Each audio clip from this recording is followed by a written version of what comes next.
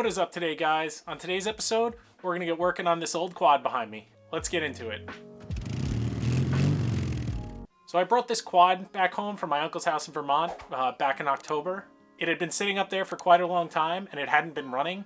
The reason it was parked originally was the chain and sprockets wore out on it, apparently, and the chain kept continuously falling off. So I'm not really 100% sure what is wrong with it, but that's what we're going to figure out on today's episode. And then hopefully 2 episodes from now, because I have something else coming next week that's pretty cool that I'm excited about, we'll put it all back together and get it running again. So I think the first thing that I'm going to investigate is actually finding out what year this is so that I can go order parts. So based on what I read online, there should be a VIN number down here just below the shifter, and it looks like there is. So I'm gonna try and clean this off because it's kind of hard to read. But even after wiping it off, it still is kind of hard to read. So I think I'm gonna hit it with a little bit of sandpaper just to clean off the rust so I can get a better read on it.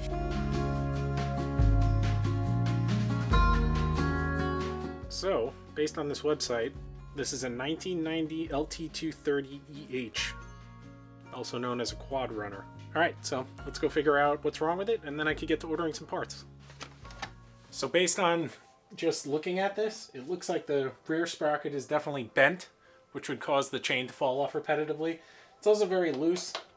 Could be one or the other. I think I'm just going to go ahead and order chain and sprockets for this. It's not that much money, and it's not worth the headache of loosening all this stuff and finding out that the chain and sprockets are bad. I also, when I jacked it up, realized that these outer hubs are loose. So I think that's a good thing because that means they'll come apart relatively easy when I have to slide this axle out. And it also looks like it needs some rear brake pads, so I'm going to go ahead and get those also. So I'm going to get to looking the rest of this thing over and then jump back to taking this apart.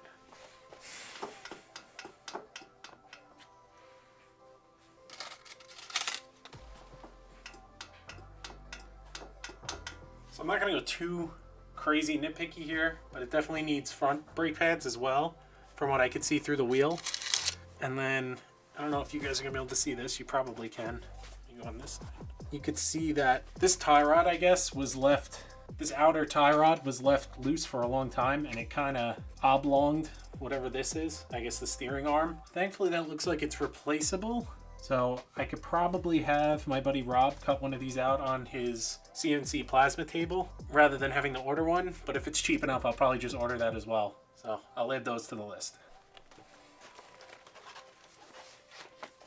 So I think I got everything I need on this list. I got the front outer tie rod end and that arm, the steering arm if it's available. Front brake pads, rear brake pads, chain and sprockets, oil, fuel line, because I'm probably going to take the carb off and rebuild it, leading me to the next point, carb rebuild kit, spark plug, and possibly a battery. It does have electric start, so it would, I believe it has electric start. It does have electric start, so a battery would be nice, so I don't have to pull it to start it. So I'm going to get to taking this stuff apart, and I'll check back with you along the way.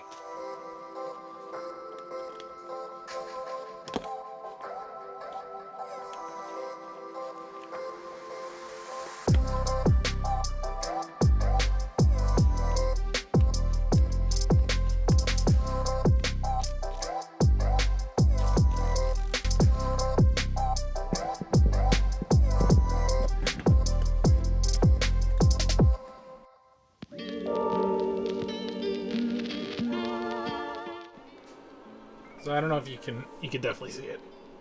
So remember I was saying you might not need a chain and sprockets? I would say that's not supposed to be like that. So we definitely need chain and sprockets.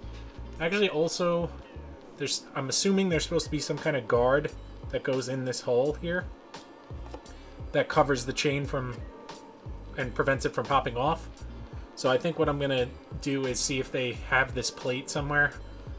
I don't want to get too involved in that because there's obviously motor oil behind that, and trying to avoid unsealing an old engine like this. But if that part's available, I might get it if it's cheap enough and get that guard back on there. And as you can see, sprocket's off already. was relatively straightforward. I know when I spoke before, I thought I was going to have to take the whole axle out, and then I realized I could just take this one side off, so that saved some time. I'm going to get to pulling off this last sprocket here, and then probably work on getting that carburetor out of there. So I decided to take the brakes apart next, just because I had all the tools out, and sure enough, these pads were definitely bad.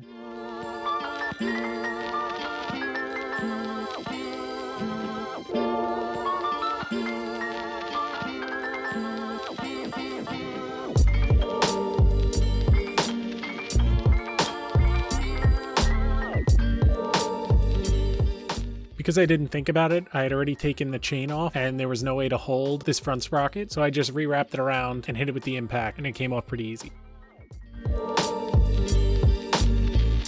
So in order to make accessing the carburetor and airbox easier, I decided to remove the rear plastics. This would also give me an opportunity to come up with a fix for the duct tape that was put on the left rear fender.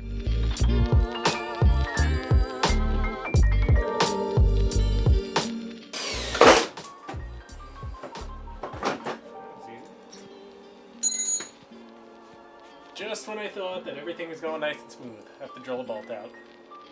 At least it was easy.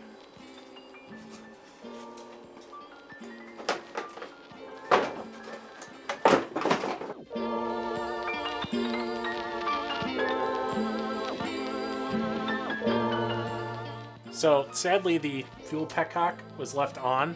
Basically, the petcock is just the valve at the bottom of your gas tank that allows you to turn it from on to off and also to reserve. Usually when you leave something like that on for a long period of time, the carburetor gets gunked up with like lacquer from gas and ethanol sitting inside the carburetor for an extended period of time. So I'm gonna get to taking this off. Should be pretty straightforward. Try and give you some tips along the way so that maybe if your generator or snowblower or lawnmower doesn't start, you could do this at home too.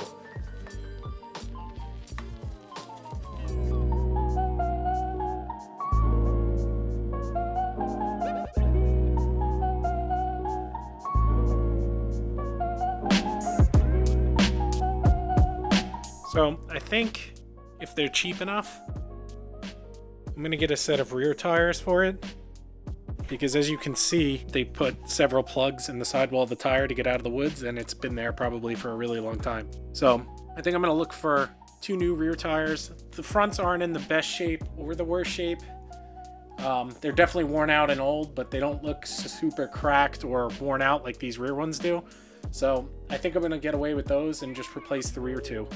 Something else I'm gonna do, take off this ugly rack.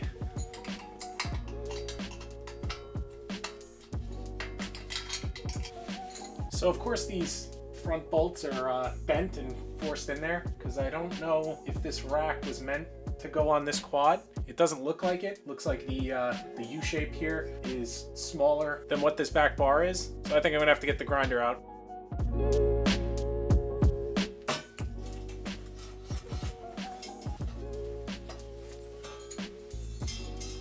So, I was just thinking about it.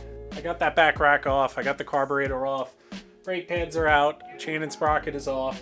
I don't think I'm gonna pull apart the front end because I plan on working on something else this weekend, and I want to be able to roll this thing back outside after I bag all the nuts and bolts that I took off this thing. So what I think I'm gonna do, I think I'm gonna open up this carburetor on the vent here and go through cleaning it, and I'll do my best to explain what I'm doing. So I initially filmed this whole clip of me taking the carburetor apart, explaining all the parts and components. But honestly, when I was filming it, I didn't realize it was going to be like 12 minutes long. And I'm sure you don't want to listen to me talk about carburetors for 12 minutes. So I sped the footage up. If you guys are interested, I'll put up a solo video of just cleaning carburetor and reassembling it. So let me know if you're interested in something like that. So I think I have pretty much everything on the list that I need to get sorted out. I'm going to hop on the computer right now, see if I could find all the parts that I'm looking for. Hopefully everything's available, and you should see toward the end of next week this thing up and running again. So that's it for today. Please remember to like and subscribe, and I'll see you in the next one.